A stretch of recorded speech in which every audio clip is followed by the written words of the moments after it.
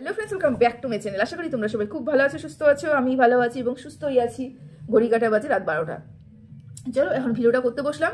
অপেক্ষা করছিলাম যে গত পরশু রাত্রেবেলা তোমরা যে লাইভটা দেখেছো, লাইভটাতে কি বলা হয়েছিল যে সঞ্জয়কে যেন কেউ না খোঁজায়, সঞ্জয়কে যেন কেউ গালিগালাজ না দেয়, সঞ্জয়কে নিয়ে যেন কোনো কথা না বলে, মানে সঞ্জয়কে যদি ইগনোরই করে দাও তোমরা, সঞ্জয়কে ইগনোরই করে দাও, তাহলে দেখো না সঞ্জয় তোমাদের নিয়ে কিছু বলে কি বলে না। মানে এখানে একটা মীমাংসার মধ্যে আসার চেষ্টা করা হয়েছিল যে ম্যাডাম বলেছে যে সঞ্জয়কে নিয়ে কেউ কিচ্ছু বলবে না, ওকে ইগনোর করতে ইগনোর করো। হ্যাঁ, সঞ্জয়ের উপরে যে কেসগুলো আছে সেই কেসগুলো তো অবশ্যই বহাল তবিয়েতে চলবে, এই কথা কিন্তু বলে দিয়েছে। কিন্তু ওই যে বলে না, চোরা না শুনে ধর্মের কাহিনী, এই হচ্ছে ব্যাপারটা। একজন, দুজন, তিনজন নেমে পড়েছে সঞ্জয়ের বিরুদ্ধে ভিডিও করার জন্য। আচ্ছা, তোমরা কি দেখেছো যারা সঞ্জয় কারোর বিরুদ্ধে ভিডিও করেছে, ম্যাডাম বলার পরে একটা লাইভ করেছে, লাইভ সংক্রান্ত কি কি কথা হয়েছে না হয়েছে জাস্ট তার উত্তর দিয়েছে বা বন্ধুদের সাথে কথা বলেছে, কিন্তু কোনো কাউকে নিয়ে গালিগালাজ, কারোর সাথে নোংরা কথা বলা বা কাউকে গালি দেওয়া বা কাউকে ব্ল্যাকমেলিং করা বা পোস্ট করা, কমিউনিটি পোস্ট দেওয়া, কিচ্ছু করেছে আমরা কিন্তু এই 24 ঘন্টা 48 ঘন্টার মধ্যে কিছুই দেখতে পাইনি। কিন্তু মানে এই ম্যাডাম যাদেরকে নিজের ছত্রছায়ায় রেখেছে, তারা কিন্তু যাদেরকে মানে অর্ডার করা হলো, মানে বলেছে যে বলো না, তারা কিন্তু কেউ আর ম্যাডামের কথা শুনলো না, পুরোপুরি বলতে শুরু করলো। এবং লাস্ট বলে ছক্কাটা কে মারলো? অবশ্যই ডাল্লি শেষ রাতে এসে একটা লাইভ করলো। লাইভ করে মানে যা না সারাদিনে সঞ্জয়কে নিয়ে বলা হয়েছে, একেবারে তার উসুলটা উঠিয়ে দিল রাত্রেবেলা। একদম ডাল্লি যা যা বলেছে অবশ্যই তোমাদের সাথে সেটা নিয়ে আলোচনা করব। তার আগে একটা কথা বলে রাখি, আমি গতকাল একটা ভিডিও করেছিলাম, সেখানে আমি বলেছিলাম যদি এদের স্বার্থে, মানে এরা নিজের স্বার্থের জন্য কিন্তু ম্যাডামকে ইউজ করছে। একদম 100% শিওর হয়ে গেলাম কখন, যখন ডার্লির একটা লাইভ দেখলাম। ডার্লি এটা কথা বোঝানোর চেষ্টা করলো যে আমরা হচ্ছে ম্যাডামকে ভালো মতন কানে মন্ত্রণা দিয়ে দেবো বা ভালো করে বুঝিয়ে দেবো, যদি সঞ্জয়ের সাথে কোনোদিন কথা হয় বা কোনো চ্যাটিং হয়, এত সরল মনে যেন কথা না বলে, চ্যাটিং না করে, কারণ ও হচ্ছে ধুরন্ধর আর ও হচ্ছে মানে খুব ব্ল্যাকমেলিং করা একটা পার্সন। ওর সাথে যেন কোনো কথা না বলা হয় এবং কোনো মানে এখান থেকে আমরা কিন্তু শিখে গেলাম, এখান থেকে কিন্তু আমরা বুঝে গেলাম যে এই যে ম্যাডাম এসেছে ওয়াইটিতে, সে কিন্তু বরাবরই একতরফা কথা শুনেছে এবং একতরফা কথা বারবার কানের সামনে কেউ যদি বলতেই থাকে সেই কথা কিন্তু মানুষ বিশ্বাস করবেই করবে। এগুলি বলে অ্যাড দেওয়া। দেখেছো তো, আমরা যখন কোনো অ্যাড দিই, মানে কোনো একটা শ্যাম্পুর অ্যাড হচ্ছে, শ্যাম্পুর একটা একবার দেবে, কোনো একটা তুমি ধারাবাহিক দেখছো, তার মধ্যে একবার অ্যাড আসলো, তোমরা অত পাত্তা দেবে না। দুইবার অ্যাড আসলো, তুমি অত পাত্তা দিলে না। তিনবার অ্যাডের বেলা কিন্তু তুমি একটু ভালো করে শুনলে। চারবার অ্যাডের বেলা কিন্তু তুমি আরেকটু ভালো করে শুনলে। এরকম যদি কন্টিনিউ 5-6 বার ধরে তুমি দেখছো, বারবার ধারাবাহিক দেখছো, ততবারই তুমি অ্যাড, ওই প্রোডাক্টেরই অ্যাড দেখছো, তখন কি হয়ে যাবে? ওই প্রোডাক্টের প্রতি কিন্তু তোমার একটু নেশা হয়ে যাবে। তার মানে প্রোডাক্টটা মনে ভালো, বারবার করে বলছে, এটা হচ্ছে মানে অ্যাড করে হচ্ছে সেল করা, মানে এটা মার্কেটিং একটা। সেরকমই হচ্ছে কিমাও পরিষ্কার করে বলে দিল যে আমরা ভালো মতন বুঝিয়ে দিব ম্যাডামকে যে এটা যেন মানে এই মানে কি বলে ও সম্বোধন করলো, মর্কট বলে, যেন মর্কটকে যেন ফোন না করে এবং ফোনে যেন তাদের সাথে কথা না বলে, এবং সে কিন্তু সবকিছু রেকর্ডিং করে রাখবে, পরে এটাকে কন্টেন্ট করে ওয়াইটিতে ছাড়বে। এবং ম্যাডাম তো বুঝবে না, সে তো ভালো মানুষ, তাহলে কি করতে হবে? তাকে বারবার বলতে হবে। তাহলে বারবার বলতে ওর মাথার মধ্যে, ম্যাডামের মাথার মধ্যে ঢুকে যাবে, হ্যাঁ সঞ্জয় খারাপ। সঞ্জয়ের সাথে সঞ্জয় যখনই ফোন করবে তখন ম্যাডাম ভাববে না না সঞ্জয় তো খারাপ, তাহলে ওর সাথে সেভাবে কথা বলা যাবে না, আর রেকর্ডিং করতে পারে, তাহলে ওর সাথে মন খুলে কথা বলা যাবে না। বুঝতে পেরেছো? এই যে আমরা আন্দাজ করছিলাম যে ম্যাডাম সম্পূর্ণ একতরফা কথা শুনেছেন, ম্যাডামকে একতরফা কথাগুলো শোনানো হয়েছে, অপোজিট পক্ষে যা যা হয়েছে, ম্যাডাম যা যা করেছেন সেইভাবে কিছু জানেনই না, সেইভাবে কিছু বোঝেনই নাই। মানে যেই দলে এসেছে সেই দলের মানুষগুলো বারংবার শুধুমাত্র নিজেদেরগুলো হাইট করে অন্যরা যে কাজগুলো করেছে, অন্যরা যে কাজগুলো করেছে সেইগুলোকে হাইলাইট করেছে। এটা কিন্তু কিমার তরফ থেকে ভালো মতন আমরা প্রকাশ পেল, আমি তো কমপক্ষে বুঝতেই পারলাম কিমার লাইভে এবং কিমার কথার থেকে। হয়ে গেল প্রথম কথা। এই যে ম্যাডামকে যে এত রেসপেক্ট করছে, কি কারণে করছে? কারণ ম্যাডামের দ্বারা তাদের কার্যসিদ্ধি হচ্ছে। যেদিন ম্যাডাম এই মানুষগুলোর কাজ করা বন্ধ করে দিবে বা এদের সাথ দেওয়া বন্ধ করে দিবে, এরা কিন্তু কেউ ম্যাডামকে পাত্তা দেবে না। কারণ কিমার কথাতে পরিষ্কার করে বোঝা গেল, কিমার লাইভে অনেকগুলো কথা বলে গেল একটার পর একটা।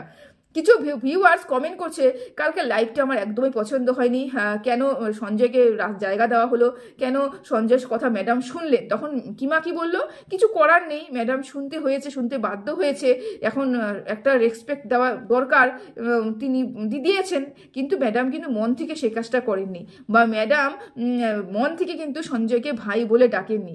এটা হচ্ছে কিমা, মানে কোথাও গিয়ে যেন মনে হচ্ছে কিমার মনে একটা আশঙ্কা তৈরি হচ্ছে, সত্যি সত্যি ম্যাডাম সঞ্জয় মানে পাশে চলে যাচ্ছে না তো, সঞ্জয়ের কথা শুনছে না তো, সঞ্জয়ের কথা মাথার মধ্যে ঢুকিয়ে নিচ্ছে না তো, তাহলে আমাদের কি হয়ে যাবে? তাহলে আমরা যে গুল খিলিয়েছি, আমরা যে কাজগুলো করেছি, আমাদের পেছনে যে এত বড় বড় কালো মানে কি বলবো কালো বলে না, কারখানা আছে আমি বলতে পারি, বা গুহা আছে বলতে পারি, এত বড় বড় আছে, বড় বড় গর্ত আছে বলতে পারি, খাল আছে বলতে পারি, যেগুলোর মধ্যে এত নোংরা আমি করে রেখেছি, আমি ঢেকে রেখেছি, সেগুলো যদি খুলে যায় তাহলে তো বিপদে পড়ে যাব। এই আশঙ্কা কিন্তু কিমার মধ্যে আমরা ভালো মতন কালকে লাইভটার মধ্যে দেখতে পেয়েছি। হলো।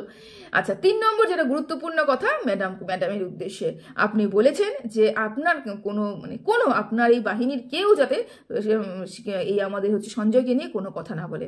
তো আটকাতে পেরেছেন কি? আপনার বাহিনীর লোকরাই আপনার কথা শোনে না, জঘন্য থেকে জঘন্যভাবে কথা বলতে শুরু করেছে এবং সেই রকমই অ্যাটাক করতে শুরু করেছে, রীতিমতন ফিজিক্যাল অ্যাটাক করতে শুরু করেছে।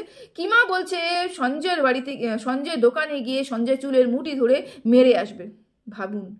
ভাবুন এখন তাহলে কি হতে পারে।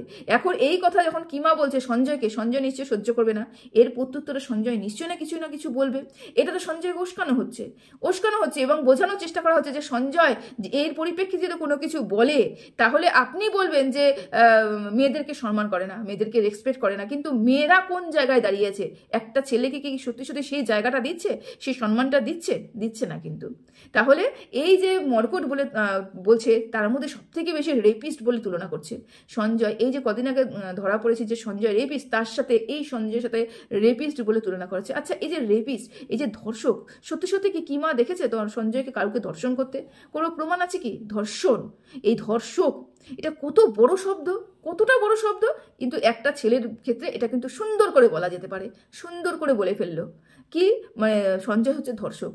অথচ আমরা জানি না সঞ্জয় কাকে ধর্ষণ করেছে, বা আমরা জানিও না সঞ্জয় ধর্ষণ এই যে মানুষটা ধর্ষণ করেছে, সঞ্জয় যে ধর্ষণ করেছে তার কোনো ভিডিও ক্লিপ কিমার কাছে আছে কিনা, এগুলো কিন্তু কিচ্ছু নেই। অথচ সঞ্জয়কে একটা ধর্ষক আখ্যায়িত করা হয়ে গেল, তার বাড়িতে তার বউকে নিয়ে টানা হয়ে গেল, তারপরে বউ কি করে সেটা বলা হয়ে গেল, মানে পার্সোনাল অ্যাটাকও হয়ে গেল, নোংরা গালিগালাজ দেওয়া হয়ে গেল, ফিজিক্যালভাবে তাকে মারা হবে, হেনস্থা করা হবে সেটাও বলা হয়ে গেল।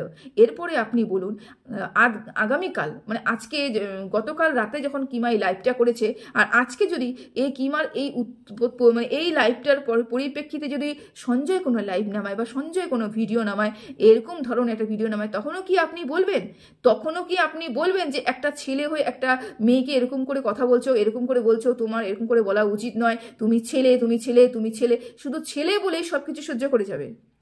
কি দরকার ছিল আজকে সারাটা দিন, যখন আপনি কালকে বলেছেন, তারপর থেকে মানে গত পরশু দিন থেকে রাত্রেবেলা যবে থেকে আপনি বলেছেন তবে থেকে তো সঞ্জয় চুপ আছে, কোনো উত্তর দেয়নি। তো আপনি আপনার দলের লোকগুলোকে আগে বোঝাতে পেরেছেন কি? পারেননি। কিন্তু কিমা কিন্তু আপনার ডান হাত, সে কিন্তু বলতে বসে গেছে এবং সে নোংরা ভাষায় গালিগালাজ করতে শুরু করেছে। আগে নিজের জায়গাগুলোকে সামলাতে হবে। আপনার কথা কেউ পাত্তা দিচ্ছে না, কেউ শুনছে না, কোনো রেসপেক্ট আপনাকে করছে, আপনার কথার কোনো দাম রাখতে পারছে কি? কিন্তু সঞ্জয় দেখুন, আপনার তো বিপরীত পক্ষের লোক, সে কিন্তু ঠিক আপনার কথা দাম রেখেছে এবং সে কিন্তু এখনো অবধি সেরকম ভিডিও নামায়নি, আগামী দিনে নামাবে না, এটাও কিন্তু বলতে পারছি না। কারণ যেই পরিমাণে ওকে উস্কানো হচ্ছে, যেই পরিমাণে ওকে কটাক্ষ করা হচ্ছে, যেই পরিমাণে বাড়িতে যাবে, তারপর দোকানে যাবে, চুলের মুঠি ধরে মারবে, তারপরে ওয়ালের মধ্যে মাথা ঠোকাবে, সব কিছু বলা হচ্ছে, পুরোপুরি এখানে গুন্ডারাজ চলছে। কিমা এখানে গুন্ডারাজ খুলে বসে আছে, যখন যাকে ইচ্ছে তাকে বাড়িতে গিয়ে পিটিয়ে আসবে, দোকানে গিয়ে পিটিয়ে আসবে, মা বোন ভাই সবাইকে নিয়ে বলবে, সব কিছু করতে পারবে। অথচ এদেরকে নিয়ে কিছু বললে ফিমেল বলে ট্রাম্প কার্ড খেলবে। এটা কতদিন চলবে বলতে পারেন? আপনি বলেছিলেন না, আমি কালকেই বলেছিলাম, কালকে ভিডিওতেই বলেছিলাম, এরা বন্ধ করতে পারবে না, বন্ধ করলে পরে এদের ইনকাম সোর্স বন্ধ হয়ে যাবে। এই যে কিমা বলছে না সঞ্জয়কে নিয়ে ভিডিও করলে ভিউজ হবে, হ্যাঁ এটা হাস্যকর কথা। তো তুই যে কালকে লাইভটা করেছিস এবং কালকে যে ভিডিওটা করেছিস সম্পূর্ণটাই কিন্তু অ্যাবাউট সঞ্জয় ছিল, তাহলে তোর ভিউজ হয়নি? তো প্রতিদিন যে ভিডিওটা হয়, প্রতিদিন যে তুই ভিডিও করিস, লাইভ করিস, তার থেকে অনেক গুণ বেশি লাইভের ভিউজ হয়েছে আর ভিডিওর ভিউজ হয়েছে। একবার দেখে নিস তো, সত্যি তাদেরকে নিয়ে ভিডিও করলে ভিউজ হয় কি হয় না, সেই জন্য তো তুই ছাড়তে পারছিস না, সেই জন্যই তুই ছাড়তে পারছিস না। যদি ছাড়তে পারতিস তাহলে তো অনেকদিন আগেই ছাড়তে পারতিস, তাই না?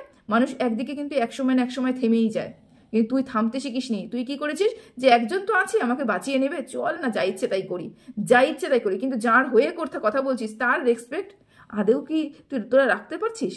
ভগবান, সত্যি সত্যি আমি বলেছিলাম না বন্ধুরা, এ কোনো দিনও পারবে না, এরা কোনো দিনও শুধরাবে না, এরা কোনো দিনও শুধরাতে জানেই না।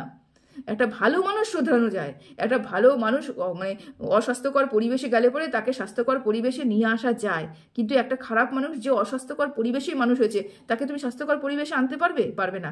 এরা কোনোদিনও আসবে না, এরা ওখানেই থাকবে এবং ওখানে থেকেই কাউসাবে, ওখানে থেকে ইনকাম করবে। এবং যদি কোনো ছেলে সেখানে এসে বলে তখন মেয়ে ফিমেল বলে সে ট্রাম্প কার্ড খেলবে। বুঝতে পেরেছো? চলো ভিডিওটা এখানেই রাখলাম, সবাই ভালো থেকো, সুস্থ থেকো, টাটা।